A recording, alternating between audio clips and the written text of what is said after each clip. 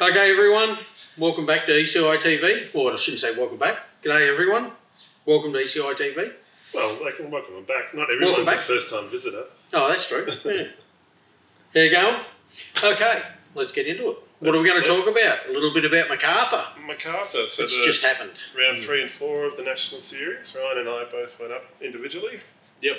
Ryan had a you got there for your sake. You got there a bit quicker than Ryan. I did. Yeah. And earlier too. A lot earlier. So, yeah, that was an experience. Just as you get older, the road trip stories are just not as fun. All right, so let's explain to everyone what happened to the poor little red van. The poor little red van. Well, it nearly got there. I don't know. Look, we piled a heap of guys in.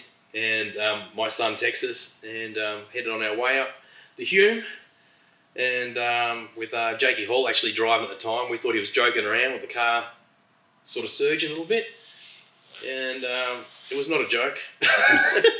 And 9 hours later we were towed into Wagga Wagga.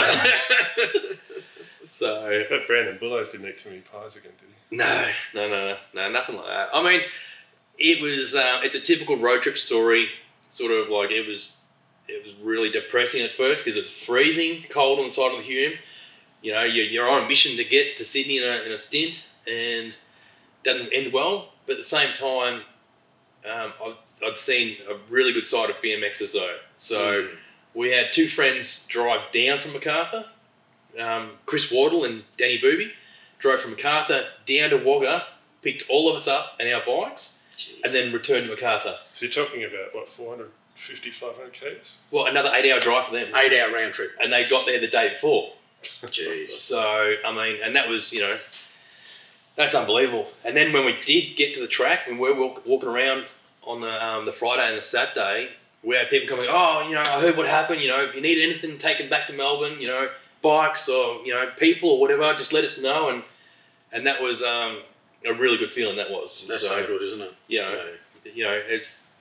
Suddenly the weekend became a stress-free, enjoyable weekend because you knew people had your back. So I always say that road trips are more about the journey than the results. Yeah, we don't know what the results are yet, though. Because at this stage, while we're filming, the van's still in Wagga. What, a week later? 2 weeks later? 2 weeks later? A week later, yeah. Still sitting in Wagga. Yeah. RACV are bringing it back either the next couple of days, and then we'll do a bit of diagnostics on it and work out what's going on. It's a bit of a shame, actually, because it was only the weekend before that myself and Monty headed off to the Hatter Desert Race to watch our grandson in Mildura, and we took the red van the weekend before. And it was funny because when we came back, I said, this thing's just fantastic. It just hums along the road, sitting on 110, not a care in the world, you know, back for like 2 days, empty our stuff out, put all the BMX stuff in, they head off, bang. So, moral of the story is don't lend the car to BMX. It's funny, you know actually. That's what they said. It's never broken down with them. It is funny because in the almost the 20 years I've had that van, there've been a couple of incidents. Never ever while I've been driving, and it's not for any other reason, just sheer luck. As simple as that. Because what happened with Ryan and Jake and the others could have quite easily happened to me going to Mildura. So it's amazing. But it's just the luck of the draw. It's always been with someone else. So on to the fun part of the weekend. I had a very I guess you would say boring drive up to Sydney, and it's a choice of co-pilot, mate. It's a choice of vehicle, apparently. Oh, you actually made it, did you? Yeah. That's what I'm saying. It was boring. I stopped a couple of times for petrol, and straight into Sydney. I got in earlier than I expected, so I went to Wild Bike Park and checked out the pump tracks, and there's a racetrack there as well now. They've got some great facilities up in Sydney. Great place to pass some time, and I had my daughter with me, and she's not really big on BMX. She likes riding around Northern and pretty much nowhere else, and she was on the pump track for an hour and a half, which was great. Yes. So we took her bike up, and that's the only time she rode it, but she loved it. Yeah. So then got to do all the sightseeing around Sydney. I'm kind of rubbing it in that, you know. Well, you were just, as soon as you went, the right path, I was thinking, you were just trying to kill time, as opposed to sitting at the side of the highway. But I tried to make it a little bit more of a holiday this time and do a bit of sightseeing. So I went into Sydney and all the rest of it. When I finally got to the track, that's such an amazing facility. Yeah. I mean, it's incredible, isn't it? People were like asking me about it, and the funniest thing is the biggest takeaway. I've been to BMX tracks for, like, as you were saying before, 5 decades. It had the cleanest toilets in the world. Yeah, the entire weekend, not just the first half an hour of the day. Oh, right. Sunday maintained all weekend. Well, they stopped at nearly every moto because every time I went up to go for a ride, I'd stop at the toilet and I had to wait for them to finish cleaning it. It was almost every moto I got there. Jeez. So they were the most highly maintained toilets. Did they send the cleaner in after you? I can either confirm or deny that one. But the pump track nearby, the parking was kind of spread out a little bit, but it wasn't too bad. You didn't have to travel too far. The track was really accessible to the car parks. Yeah. Wasn't a great deal of spectator space, but it was enough. Yeah. And where we were sitting on the third corner, on the top of the third corner, it was a good spot. Freaking cold, blowy winds. Yeah. So the sun dropped. But we had a ton of people standing around us, so they kind of helped block some of it. Got a bird with gumboots on at the moment. But the track with its twin hills are pretty impressive, and just the track itself was real drag strip first straight, and then it started to get a bit more technical as you went along. It was quite long, but the facilities there are amazing, and they had so much going on, like the barbecue. They had fundraising for the club with raffles, and I think they had little cake stalls and all sorts of stuff. There's just so much to do, and one of the highlights for me was I bumped into Mick Wilshire, who was basically Australia's first pro champion for BMX racing. Never spoken to him before, but seen all of the classic photos and stuff. And he kind of walked up to me. He knew who I was, and I pitched his face, but the guy's 62 years old now. It's a bit different to 40 or so years ago when he was... So he was only quite young. Oh, yeah. In 1980, I think 1981 Australian champion. Jeez. So, and he's been out of the sport for a long time. He quit in 1982, which is about the time I started. Still knew who he was. Their milkshakes brought lots of the boys to the yard. There's quite a few people there checking the racing out, and it was a pretty good vibe, most of it, apart from when the winds really picked up and started taking riders out. And, I was going to say, there's a lot of delays on the Sunday, wasn't it? There was one stage there. I got a message from someone saying, "Hey, what's going on?" I was trying to watch, and nothing's happening, and there were 2 ambulances lined up on the finish line, so they couldn't race because the finish line was blocked, and first aid were flat out, poor buggers. And even Sunday morning doing practice runs, you could see gouges in the track where people had taken dives the day before. It was pretty crazy. It's a fast track. But it's technical as you wanted to make it. Yeah, exactly. The faster you went, the easier it felt to me, actually. But I just noticed, like, Texas is racing 11 boys and stuff like that. That class can get through that whole track cleanly. And then it's like, as the age groups went up, boys and girls and stuff like that, then the technical skills, it just suited everyone. Which I thought was great. Because straight off, obviously we hadn't ridden the track before, and you turn up there, you got your 1 gate of practice. Did you get more than 1 gate of practice? On the Saturday? No, just the 1 gate, and then the same on Sunday. So, basically our motos were practice laps.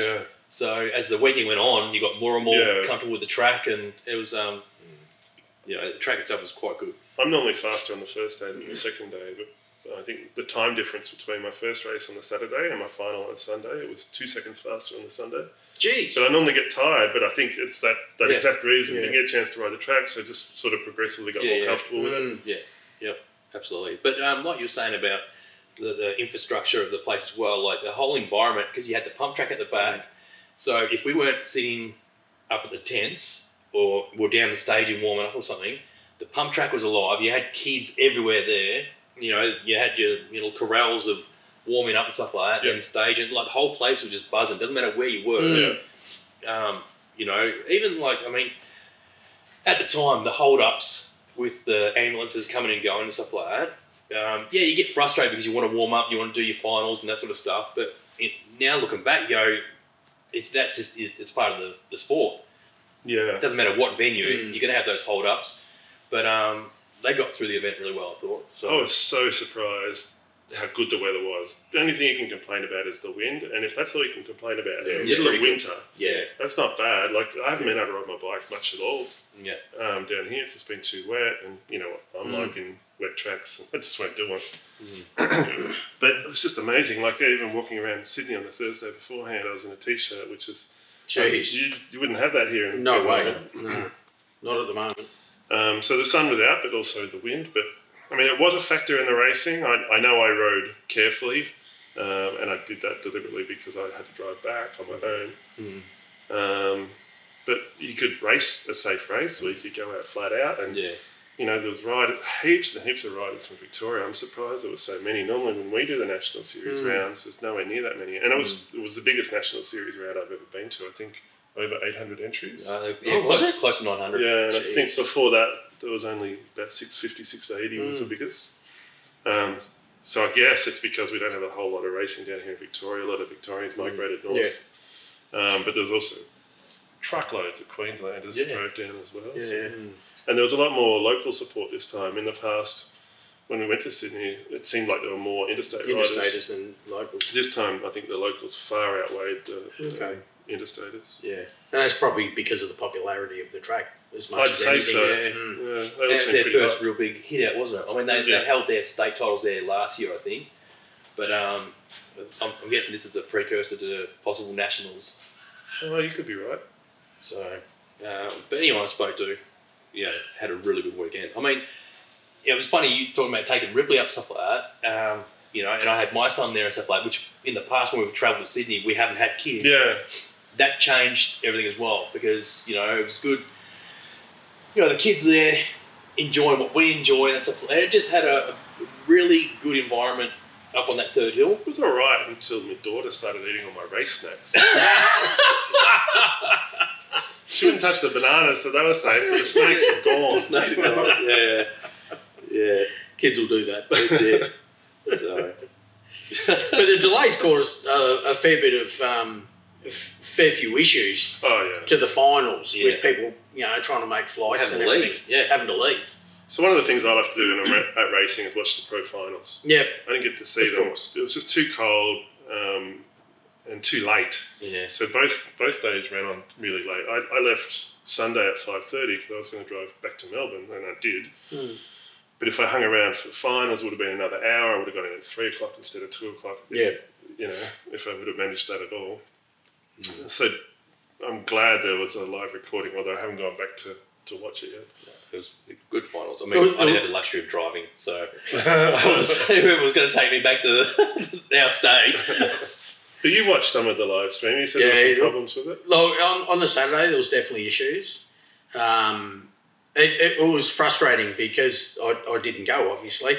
I thought, okay, I'll plan the weekend to watch a bit of the live stream. But the Saturday was almost unwatchable. And I've spoken to a few people, Peter Brooks and a few others in regards to it. And they were all of the same opinion. They sat down to watch it, allocated the time.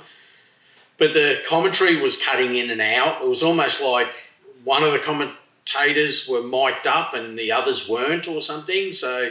but then even the graphics that were coming up in regards to who's on the gate and who's finished the results of the previous moto, they were almost unreadable on the screen. Even on a massive high definition TV, you still couldn't read them. And also those results were probably 4 motos behind. So it just got to the stage, I watched it for like 15 minutes and I thought, I just can't bear this. This is embarrassing. So I turned off on the Saturday. The Sunday, sat down to watch late-ish. I only virtually watched the finals. And that was heaps better. All the commentators were mic'd up.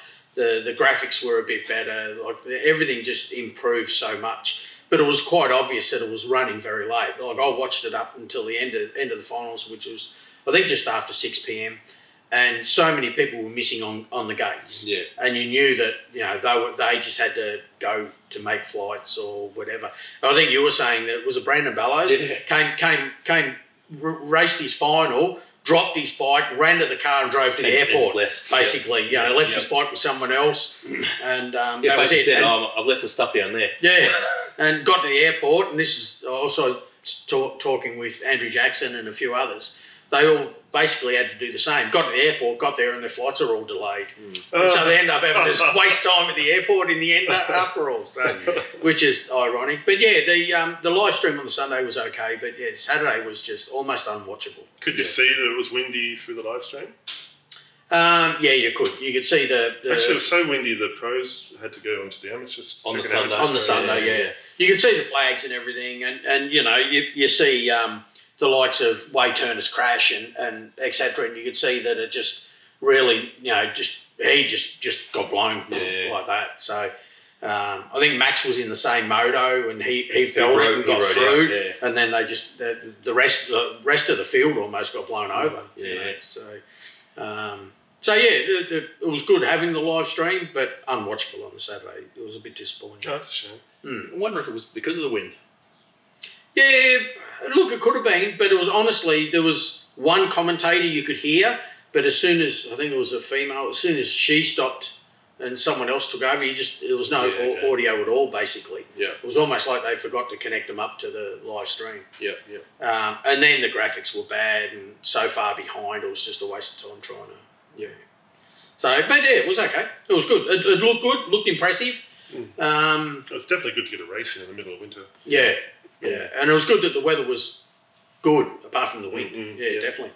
Because, you don't have that opportunity down here. Actually, I think we've had a lot of luck going to Sydney. We've never had rain, and they're generally around sort of winter-ish. I think last time we went up there was a May event. It was kind of sunny, and we had pretty good weather then too. I was thinking coming home there was a horrific, but that was Bathurst, wasn't it? Yeah. That was January. That was shocking. Jeez. Yeah, that was... I remember pulling over at the side of the road to have a bit of a twinkle stop, and we all had to go onto the lee side of the van because the wind was blowing so hard. I mean, you could feel the van out in the trailer just buffeting, parked at the side of the road. That's how strong the wind was. So, but yeah, anyway. Yeah, it was... it looked like a good event, Macarthur, definitely. And there's a lot of positive vibes. Like even when Ryan came back to work eventually, after his long service break, he came back even after the disappointment of the van breaking down and everything else, came back with such positive feelings about the actual race meeting. Yeah. Also meeting team riders and everything else. But yeah, it was still a very good event from what I can gather. The team setup was great. It was a really good bunch of guys. Everyone was helping everyone. Yeah. There was a lot of interaction. It was just such a great environment, team environment. I was very emotionally touched with the photos from that Ryan or someone had organised from the team groupings and everything after that event of the ECI brand teams. It was pretty impressive. So, yeah. I think there were quite a few teams that were heading up there. There was, 5 or 6 or something? Yeah, 5 or 6, yeah. So, yeah, it was good. But, yeah, good, positive weekend. And, congratulations to Hayden. He rode his pants off. Yeah. That was brilliant. He does that. He's a dark horse. Oh, God, yeah. He's up there. One minute Probably a dark horse. He's like one of the strongest first-rate guys in Australia. Yeah, but if you follow his social or, we talk to him through his work and stuff like that, he's off doing some cycling crit or something like that, and you're like, oh, he's going road cycling now. And then he turns up at a national round and, gives all the top guys like a wake up sometimes. You wouldn't say he blew him away in the final when it was 3/100th of a second? Oh, was it really? Yeah, it came down to that. 3/100ths of a second to Max. Oh, was that meme thing where Max went to do the interview or something? Oh, yeah. I was BMX memes. Oh, okay. It was almost a case of like if the finish line was 6 inches further, it would have been a draw. I mean, in the old days, it would have been a draw. There's no way they would have split it, but 3/100ths of a second. No.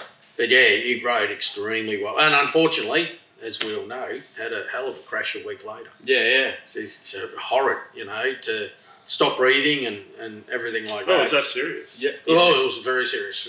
Yeah. I like the way he listed it. He was someone had quoted that you're not knocked out unless you soil yourself. You know, you're not truly knocked out unless you soil yourself. And he'd say, I was well and truly knocked out. And so he obviously had a bit of an embarrassing issue when he came to. But yeah, good luck, mate. I hope everything works out okay with the patching up. So one of the things that was hot topic during Macarthur was the Superclass girls final on the Saturday. Between Ballamay and I'm not going to say her last name right. Greenon. Okay. The whole white line dispute. Oh, I never saw it. No, okay. No. So the Superclass girls had they were riding super aggressive all weekend. It was awesome. Yep. But I noticed the Saturday night the topic was the girls coming across the white line, which ended in Bella and. I can't remember her name. You'll put it in somewhere. I guess. So not the finishing line. No, first turn. First turn. Yeah, okay, so they came in super hot, got tangled up. The other girl had hit the deck quite hard, and Bella went on to win the final. And I know everyone is now disputing, you know, crossing the white line. Sometimes people get relegated, others don't. You know, this should have happened, that should have happened. And this is just my opinion. It was just awesome to see those girls riding the way they were riding. Right. So bumping handlebars. And that's what they were doing. And I think that's what, you know, at 43 I got excited, you know, to see that sort of racing going on, especially with the next generation of girls. Yep. I just know I think they all copped it pretty hard on the social media side of things. Okay. But line crossing and this and that, and it's sort of like, what do you want to see? If it doesn't change the flow of the race and no one's... gaining out of it. They should just let it go. I mean, that's what happens in the States. They can let that sort of stuff go. It's a contact sport. Yeah. But you're better off using as much or more of the track than what actually exists and having a massive collision trying to avoid it. Yeah. Yeah. No, this was just straight up hunger for the first turn. They come together and just sort of, you know, end up on the grass a bit and a bit on the tarmac. So, but no. What was your standout for the weekend? I don't know. Like I said, I love watching the pro guys, so I watch a lot of their motos. I've always been a Fletch fan, so watching him up the pointy end was good. Yep. And I've always been a fan of Max too. And geez, that guy's got some pull down that first straight. Yeah. Actually, I thought Max, watching him in the motos, he looked untouchable. And like I said, I haven't seen the finals, but yeah, it's just great. I just love watching those guys. A couple of Victorian young guys too did really well. Jai Copeland. Oh, okay. Yeah, he made semis, didn't he? Yeah, and Sammy O'Grady. Yeah, he made semis as well, I'm pretty sure. So some fresh faces in a tough field. I thought they did really, really well. And that's always good to see, local boys as well. But you know they're quite junior, mixing it with the big boys. So you know, it was really good. I guess it's tough for, like Jai, he's a tiny guy when you compare him to, say, a Max Cairns. It's tough for him week in, week out racing against like a Max Cairns, Bodie Turner, the bigger guys, the stronger and more developed guys that have been around for such a long time. But he can only learn from those guys, and he can only get better and only get bigger and stronger. And, potential there's huge. Yeah, when you got the age on your side in the sense of you're there mixed up with it already. Now you just got to add the rest of the ingredients. You know, he's got plenty of time for that. These guys must be 12 years older than him. Yeah, and a lot more experience. So it was good to see him in there. Yeah, really getting in there in the first turn and pushing some people around. So I'd be too scared as a small guy. As a bigger dude, you know, it's easy to push people around. If he's smaller, you'd think, I'm going to bounce off. Yeah, but he doesn't seem to consider any of that. Just does his thing. Yep. Yeah, that was great. I'd go back to Macarthur track again. I liked it. Yeah. I didn't fall on the surface, so I can't tell you what the surface was like. But it was a great track, great vibe, great location. I like Camden. We've been there before. Yeah, we have. There was a winter festival which I took Ripley to, which was near that motel we stayed at. So you know how there was a park or a showgrounds or something. Yeah. It was in there, and that was running all weekend, so quite a few BMXers went there. It kind of helped sort of occupy. Well, yeah, give her something that she can go home and talk about, rather than me at the track. Yeah. I'll tell you what's weird though, is sitting there where we were on the third corner and looking over the car park, knowing that's where the old track was. Yeah, it wasn't that long it was bulldozed. No. That car park had only been built 6 weeks beforehand. Oh, really? Mm. Well, last time we were here, the old track was still it's still there. Actually, I think they raced on it after we were up there. Well, yeah, because I think Macarthur was damaged to the floods or something. I think it was more than that. They had issues with the initial build. They had to reconstruct some of the jumps and berms. Yeah. But yeah, it did go underwater as well. Yeah, okay. So, one more use out of it. So you're going to be at Shepparton for the next national round? Yeah. Oh, you've done Perth as well, didn't you? Yeah. How are you ranking at the moment? I'm doing okay. Oh, so you're winning. Yeah, I can tell by the smile. No, but I don't want to say that because I don't want to put that target on me. You know? It was actually, Danny came up on the Saturday and goes, look, mate, no pressure, but you're leading the series at the moment. Oh, no. I didn't get the red plate. No, I don't think so. We're not that cool. We don't care about the old boys. We used to get all that. Oh, really? Yeah. No. Well, it's funny because, I didn't go there for series points. Yeah. It was more a case of just trying Macarthur out, the road trip, taking my son as well. So that's all just, A yellow vest? You used to have a yellow vest back in the day? Oh, I reckon that was a Victorian thing, yeah. That was Be Your Best series. That was a long time ago. Mm. I got one of them hanging at home. Oh, right. That was a long time ago, that thing. It would Be Your Best series. Mm. It would have to be 30 years ago. Ish. Yeah, probably. I could drag it out. I think it was sponsored by the Commonwealth Bank. It was a government thing to Be Your Best thing. But I think it was co-sponsored by Commonwealth Bank, I think. So, complete tangent, this Be Your Best, we had maybe 2 years of this series. They had something like maybe 8 or 9 rounds. Howie Way, who was, well-known pro at the time, relocated to Victoria to do the series because of the prize money. I think it might have been only $1,000 for pro each round, but there was something like 10 grand series pool overall. So I made it into the top 8 in the series and got hundreds of bucks for it. Yeah, wow. It was well worth it. It was good fun. Yeah. But none of that stuff's documented. Yeah. You probably just, live in the now. It's not on social media. It's not pumped up. Well, there was no social media back then. Yeah. It wasn't on Facebook, so it didn't really happen. Yeah, that's it. But isn't that funny? The amount of social media power you have these days, and yet you can't, no one does anything like that. Because that's coming into racing late. That's all I hear is the golden era stories. You go, well, what's changed? Yeah, exactly.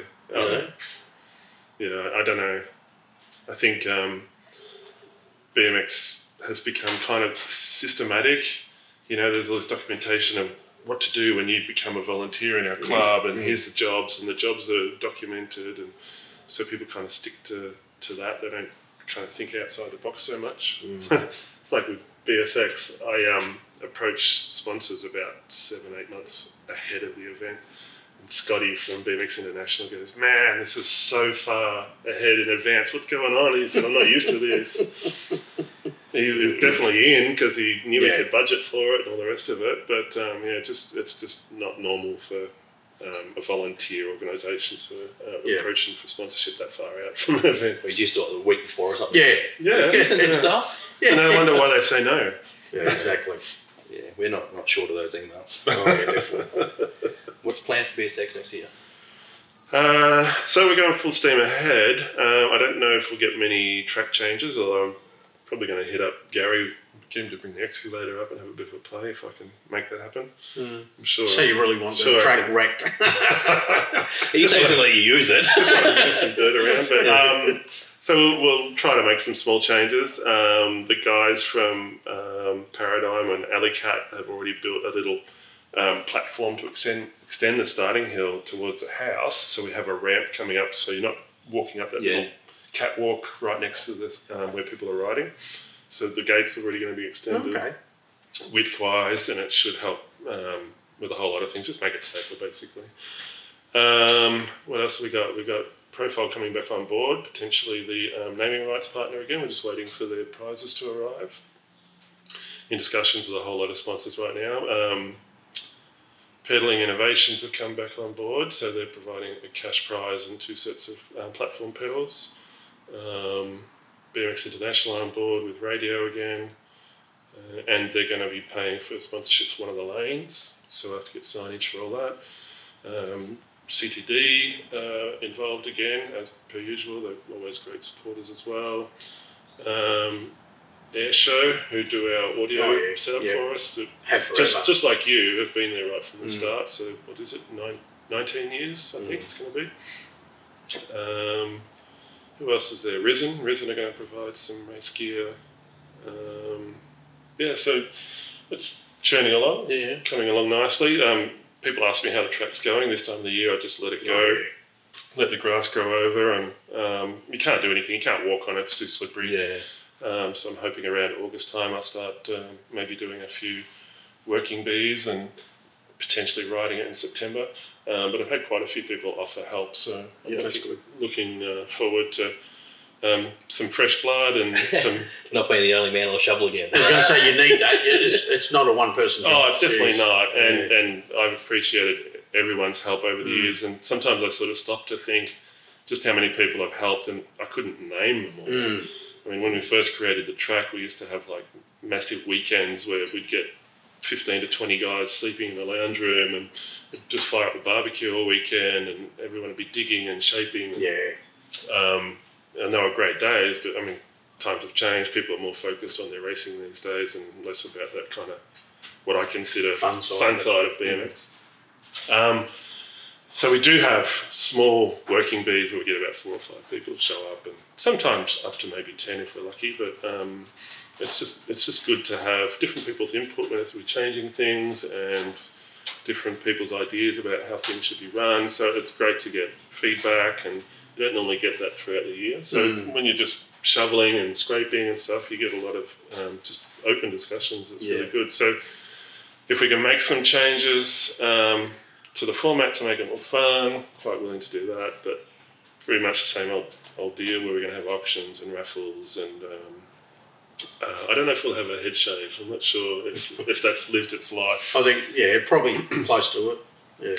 So we'll figure out other ways to raise some funds. I'm thinking maybe a 50-50 raffle or something like that, just something else to sort of keep people occupied while the racing is going on. But plan is we'll definitely do the 20th event, and then after that maybe reconsider the format. Maybe just have fire up Barbie, pay for your sausages, do auctions and raffles, but no proper race format. We might do like a time fun day almost. Maybe a fastest time prize and best crash and that sort of thing. Ice jump again. Bring that back. More people. Noxie's not allowed to enter the best crash. I think I should have warned him. Just give it to him. I think I should just give it to him. Just give it. You don't have to ride, Paul. We'll just let you have it. Paul's riding's really not that bad. Paul's going to get upset if he sees this. No, it's not bad. I just wish I had. He just doesn't have a lot of luck. Well, he does hurt himself at other places. Keep that in mind. But it's really happening. It's there's a lot of support, and there always has been. It's been a great thing. We made the donation for last year, and I can't think of what the total amount was off the top of my head. I think it was $6,500. So that's we're good, up to well over $75,000 total prize, total money raised. Yeah. So if we could push 90 by the end of the 20th year, I'd be happy with that. If we can't, still happy, I guess. It's a huge effort. 20 years. Oh, we're going to push it to 20, may as well. Round it off and see what happens. But I think the idea of just a barbecue with fundraising and a kind of a shorter format, more people riding the track for longer periods of time, that sort of thing. Yeah. If people want to go head to head, we can just let them go head to head. Still set up all the time. Roger matching. Yeah. I've been thinking of different ways to do it. I don't want to end it straight away because I think it's a good cause, and I think it's a fun day. And we'll see. It's funny going back through the older videos that are on YouTube and that sort of stuff, and some of the riders you've had there. Oh yeah, amazing talent. Yeah, Barry Nobles and Caroline Buchanan and Luke Medill, Wade Boots, Sam Willoughby as a 15-year-old, I think. Yep.